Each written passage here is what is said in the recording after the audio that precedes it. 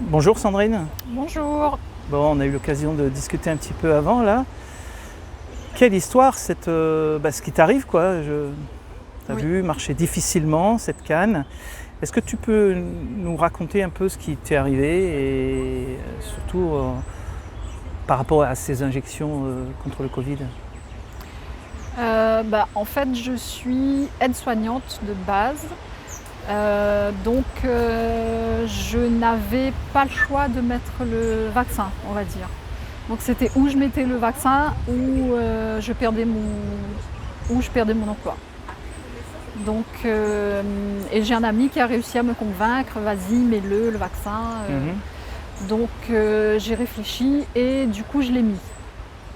Et dès la première dose, je me suis sentie pas bien. Donc j'ai commencé à être malade. J'ai eu des courbatures, j'ai fait un peu de fièvre. Et puis j'étais extrêmement fatiguée. Combien de temps après la première dose? Combien de temps après le Oui, vaccin? Une semaine à peu près. une semaine après, d'accord. Une semaine. Et je devais mettre la seconde dose 3 semaines après. Comme j'étais encore malade, donc j'ai appelé pour repousser du coup Oui. La la date? deuxième dose. Et on m'a dit qu'il y a une date limite, donc j'ai pas pu aller au-delà de 4 semaines, il me semble. Donc j'ai mis ma deuxième dose et j'étais toujours malade. Et tu avais dit à celui qui a injecté que tu avais été un peu malade avec la première dose? Oui, puisque j'avais. Mais il n'a pas tenu compte vraiment de... Non, ça. D'accord. Tu as fait ça chez un médecin sans dire le nom, bien sûr, ou dans un vaccinodrome? Au CHU, ils avaient installé CHU, un. d'accord. Oui, Genre de... D'accord. voilà. Et donc, tu as fait cette deuxième dose, et ensuite, qu'est-ce qui s'est passé? Je veux dire que ça n'a pas empiré les choses, mais la fatigue était toujours là. D'accord. Donc je me suis dit, c'est quand même pas normal, je vais prendre des vitamines. Donc j'ai pris de la vitamine C. Je l'ai pris environ sans vous mentir, j'ai pris pendant 3 mois de la vitamine C je trouve plus le mot là du coup, sans succès on va dire. D'accord. Et alors qu'habituellement je le prends et ça passe quoi. Mais là j'avais l'impression d'être plombée par la fatigue quoi. Et du coup j'ai mis la première dose en mai, la deuxième De quelle en année? juin 2021. D'accord. Et j'ai eu le Covid en octobre, fin octobre 2000. D'accord. Malgré les injections, ça n'a pas empêché d'avoir Oui, le Covid? malgré les injections, D'accord. j'ai eu le Covid. Mhm. Donc fin octobre 2021, j'ai commencé à avoir les premiers symptômes. Donc j'ai eu un peu comme des quintes de toux. Et comme j'ai un terrain allergique, en général au changement de saison, je peux tousser pendant 3-4 mois. Normalement j'ai un traitement de fond, mais j'avoue je ne le prends pas. Et je me suis dit, oh c'est une allergie. Et en plus les gens étaient en train de fumer autour. Donc je me suis dit, ça doit être mon allergie qui commence. Et le lendemain, pareil, au fur et à mesure des jours, en fait, j'ai eu des symptômes différents. Jusqu'à ce que j'ai perdu le goût et l'odorat au bout de 3-4 jours, il me semble. Et là, je me suis inquiétée, vraiment. Là, je me suis dit, je pense que c'est le Covid. Donc, je suis allée chez le médecin, c'était un week-end, il me semble. Et du coup, elle m'a fait les tests. Et là, elle m'a dit, c'est positif au Covid. D'accord. Donc, ce que vous avez comme symptômes actuellement, on ne sait pas trop si c'est dû au Covid ou si c'est dû peut-être aux injections. En fait, c'est un petit peu compliqué de savoir. Exactement. La seule chose qu'on peut dire, c'est que du coup, vous avez été expertisé, on a dit que vous aviez un Covid long. Oui. Sauf que ce Covid long, il a commencé, c'est un Covid court, puisque quelques jours après le Covid, c'est ça? Oui, en fait, les symptômes, ils ont persisté dès le début en fait. Oui, il n'y a jamais eu de pause, il n'y a jamais eu de... C'est allé de pire en pire en fait. Et j'étais suivie à l'époque par un médecin à côté de chez moi, parce que du coup mon médecin traitant étant trop loin, j'ai pris la facilité et j'ai trouvé un médecin pas très loin. Et du coup, ce médecin, il est venu me voir 2-3 fois à la maison pendant les 10 jours de confinement. Et vers 15 jours à peu près, je commençais à trembler, je commençais à avoir des douleurs au niveau de la poitrine. Du coup, il s'est un peu inquiété, il a appelé les infectieux et on va dire par chance, il a réussi à me faire rentrer à l'hôpital. Donc j'ai fait une dizaine de jours à l'hôpital et ça allait pas beaucoup mieux. Je dirais même que mon état a empiré parce que quand je suis rentrée, j'étais au béquille. En fait, j'étais au béquille au départ et quand je suis sortie, j'étais en fauteuil. D'accord. Ça n'a pas duré longtemps parce que moi j'ai un appartement donc... Du coup, vous êtes en arrêt de travail. Je suis en arrêt de travail, oui. Et vous avez été mis en affection longue durée. Oui. Pour combien de temps? Alors j'ai eu une affection longue durée pendant 2 ans. Donc les 2 ans se sont terminés? Les 2 ans sont terminés et je dois refaire une demande du coup. Du coup, est-ce qu'on peut penser que vous êtes à risque actuellement?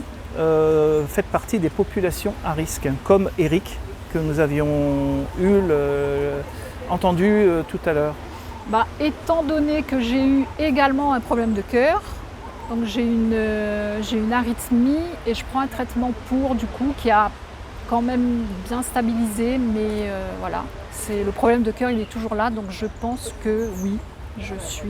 Alors, Eric nous avait dit tout à l'heure que le fait qu'il soit en ALD, puisqu'il avait fait un infarctus, il a reçu une demande de rappel pour faire la 3e dose. Ok. Il a reçu récemment une aide de la Sécu pour se faire vacciner contre le chikungunya. Okay, vous, n'étant plus en affection longue durée, tout en gardant votre facteur de risque, vous n'avez rien reçu du tout. J'ai jamais reçu de... Et c'est là où on voit que finalement, ces facteurs de risque ce ne sont que des chiffres et un listing de la Sécu, et non pas le médecin traitant qui pourrait dire « je pense que cette personne est à risque ou pas ». C'est donc quelque chose d'intéressant dans le sens où finalement, ce sont les chiffres qui vont vous dire si vous êtes à risque et non pas le médecin Sécu. Puisque ayant eu une ALD pendant 2 ans, vous n'êtes plus à risque alors que visiblement vous avez fait un problème cardiaque à cause des injections ou du Covid, à ce jour on ne sait pas trop, et que vous auriez dû, si on pense qu'il faut injecter les personnes à risque, qui pose question d'ailleurs, mais c'est assez drôle entre guillemets de voir cet embroglio de ces listings de noms à qui on va injecter les 40 000 doses qui arrivent pour le mois d'avril sur l'île de la Réunion pour le chikungunya. Oui. Comment ça va actuellement? Vous êtes toujours en arrêt de travail? Je suis toujours en arrêt, oui. Mais ça fait déjà 2 ans, un peu plus de 2 ans et demi déjà que je suis en arrêt. Et j'ai vu récemment le médecin de l'assurance maladie et il va consolider mon arrêt du coup. Et, alors, consolider, ça veut dire quoi? Consolider, ça veut dire que je ne serai plus en arrêt. Donc je ne vais plus toucher les indemnités de l'assurance maladie. Et par contre, il m'a parlé d'une pension d'invalidité. Voilà, donc, consolider, pour ceux qui ne savent pas, c'est-à-dire qu'on arrête l'arrêt de maladie, on considère que la personne n'est plus en arrêt de maladie, mais on va lui octroyer éventuellement en fonction de ses séquelles une indemnité ou pas. C'est ce qu'on appelle à la fin d'un arrêt de travail et ça s'appelle une consolidation de cet arrêt de travail. Donc du coup, vous ne serez plus en arrêt de travail, mais vous allez toucher une indemnité en rapport avec les séquelles. Oui. Et qu'est-ce qu'il vous a dit alors par rapport à ces séquelles? Est-ce que ces séquelles sont en rapport avec les injections, avec le Covid? Est-ce peut-être la tête qui va pas? Qu'est-ce qu'il vous a dit? Aujourd'hui, après 2 ans et demi encore, parce que j'ai galéré, alors j'ai eu le Covid en 2021, donc ça fait... j'ai pas été en arrêt en même temps que j'ai eu le Covid, j'ai continué à travailler pendant 1 an quand même. Difficilement, mais j'ai pas eu le choix parce que j'étais en CDD et je pouvais pas me permettre de m'arrêter. On va dire 3 ans, près de 4 ans après, on me dit toujours que c'est pas uniquement le Covid qui m'a rendu comme ça. C'est pas possible pour eux en fait que ça soit le Covid ou le vaccin. Ils pensent que ce n'est pas ni le Covid ni le vaccin. C'est ça. Et donc l'origine pour eux peut être entre les lignes. Ouais, voilà. Il m'a fait comprendre entre guillemets que c'est dans ma tête. Ça fait quoi de s'entendre dire d'un médecin que malgré nos souffrances, malgré vos souffrances, que finalement en fait c'est de votre faute, c'est dans votre tête? En fait, ça fait mal. Je suis en colère parce que avec ce Covid ou ce vaccin, parce que c'est vrai que je me pose la question aujourd'hui, j'ai tout perdu en fait. J'ai perdu mon travail. On a arrêté mon contrat, mon CDD que j'avais depuis 2 ans parce que je n'étais plus assez efficace au travail. Et travaillant aux urgences, c'est vrai qu'il faut être sur le qui-vive quoi. Et c'est vrai que les symptômes que j'en ai gardés du coup, c'est j'ai un ralentissement psychomoteur du coup. Donc j'ai des problèmes au niveau des jambes, des douleurs neuropathiques entre autres, donc des douleurs musculaires, des douleurs articulaires et des troubles. J'ai également des troubles cognitifs, donc des problèmes de mémoire, j'ai du mal à me concentrer. Je ne peux pratiquement plus conduire. Si je conduis, c'est sur des courts trajets et ça va être 20 minutes, une demi-heure. Et que je sois passager ou conducteur, ça me fait exactement la même chose. Et tout ça, vous n'aviez pas avant? Vous aviez aucun non, signe? pas du tout. Je n'avais. En fait, j'étais hyper active avant tout ça. Je faisais pas mal de sport. Je faisais du pilates, je faisais de la rando, je faisais de la course à pied, je faisais du vélo, je faisais de la danse. Et vous avez tout arrêté? J'ai tout perdu quoi. Vous avez quel âge, Sandrine? J'aurai 45 ans. Et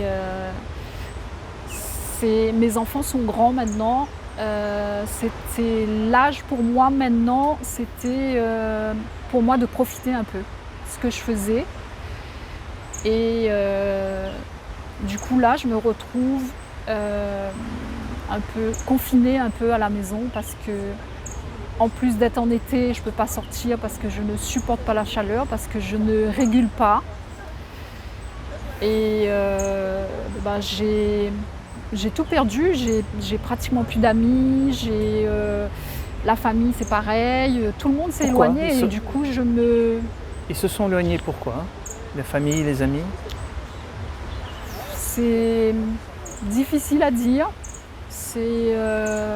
Alors je ne sais pas si c'est je dirais pas peut-être pas un déni, mais c'est vrai qu'ils ont un peu. Ils voient mon état, mais je pense que ça leur fait un peu de mal aussi quand même, de me voir dans cet état et qu'ils ne peuvent rien faire quoi. Il n'y a rien qui peut me soulager. Donc, Sandrine, merci beaucoup pour ce témoignage qui est émouvant quand même. Mais je vous en prie. Et c'est important de témoigner. Après, c'est pas à nous de savoir si c'est 100% en rapport avec le Covid, 100% en rapport avec les injections. Ce qui est sûr, c'est qu'il y a quelque chose qui se passe, on le sent bien. Il faut du courage pour les patients, il faut du courage aussi pour les médecins, parce que même si on n'est pas sûr de l'imputabilité, la loi oblige les médecins à le déclarer à la pharmacovigilance pour que ça arrive ensuite à l'agence du médicament, la NSM, ce dont l'immense majorité des médecins ne le font pas. Pourquoi ? C'est la grande question. Merci Sandrine et bon courage et bonne continuation dans ce que vous faites, en espérant que vous refassiez du sport, du pilates, plein de choses très très vite. Au revoir Sandrine. Au revoir.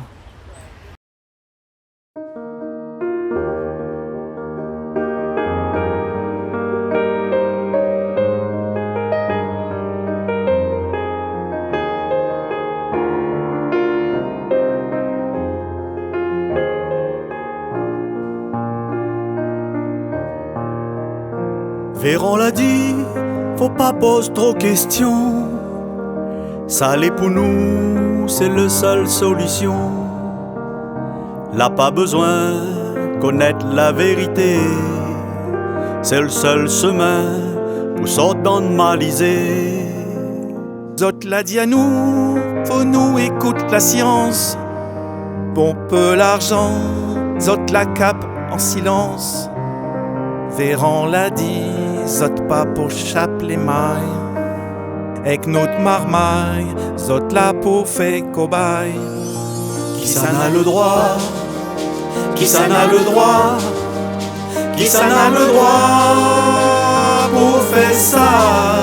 Avec un enfant qui croit tout le temps, ça qui dit bon grand. Zot les menteurs, Zot les voleurs, Zot la fait tout pour faire paix. Quand il y a soleil, il dit à la pluie, nous l'a bien compris, à cette terre nous vépi. Zot l'a dit à nous, rôde pas pour faire le malin.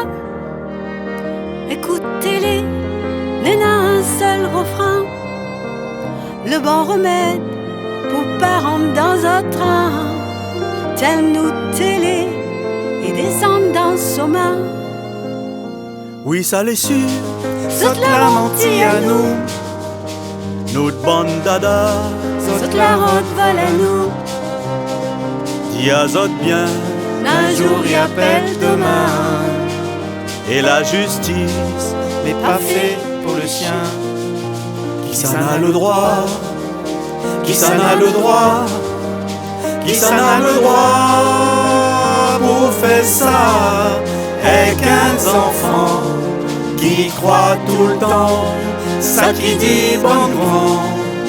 Zot les menteurs, Zot les voleurs, Zot la fait tout pour faire paix. Quand il y a soleil, il dit à la pluie, nous l'a bien compris, à cette terre nous vépi. Qui s'en a le droit?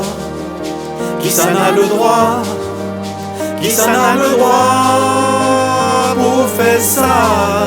Avec un enfant qui croit tout le temps, ça qui dit bon grand.